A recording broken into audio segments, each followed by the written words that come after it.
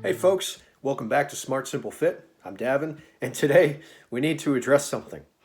So, whenever you see someone doing an exercise online that isn't an exercise you're familiar with, maybe on first glance it looks a little bit too hardcore or too much of a stretch position, too much weight, whatever it might be, it's easy, especially if you're inexperienced with exercise, to just assume that something is dangerous, right? And this is not helped by the fact that there are plenty of channels, especially big ones like Athlete Next. We're headed back to the Iron Graveyard today. They'll say this exercise is dangerous or it's not ideal. You know, if you do it over and over again, it's going to wear out your rotator cuff, like the way he talks about behind the neck press and things like that. So when you have videos like that, it can make it difficult to discern what a safe exercise looks like. So I'm assuming a lot of these comments that I'm getting on these back extension videos are just that, beginners. I don't want to pick on these guys, but a barbell back extension is one of the safest exercises that you can do. So I highly recommend that you guys, when you try out some kind of hip hinge exercise, squat, whatever it is, just ease into the range of motion, ease into the weight, even if you try this back extension exercise, and you don't have to by any means, but if you do try it with the lightweight, try it with an empty barbell, try it with 15, 20-pound dumbbells, and start working your way up. If you can deadlift 2 plates for reps, you can probably do close to a plate for reps on the back extension. You don't have to start at 1 plate, but nonetheless, this is a very safe exercise.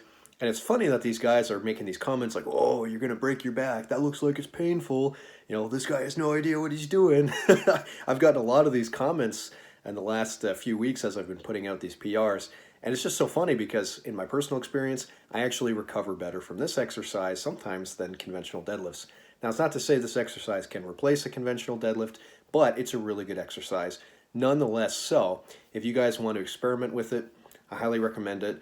But like I said, the trick to making an exercise safe: ease into range motion, be careful with the tempo, right? Focus on technique. Technique is everything, and for this type of movement, keeping your back as straight as possible, letting your hips do the bending, squeezing with your glutes makes a big difference, right? Ease into that weight, accumulate reps. Don't go for heavy singles on a movement like this.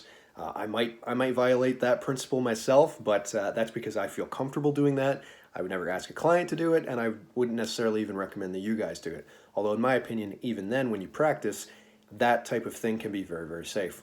One thing I will precaution you guys if you try barbell back extensions is that it can be a little bit intense with weight, let's say 8 to 12 reps where it's pretty much maximal. You start to feel some sensations in your tendons, specifically the calf, the part of the calf muscle, the gastroc, right? Not to be too nerdy, but the gastroc crosses the knee. So there's tendons that cross the knee. So if you feel some stress in there that you're not used to, again, ease into it. Don't jump into a set of 5 or 8 or 10 even.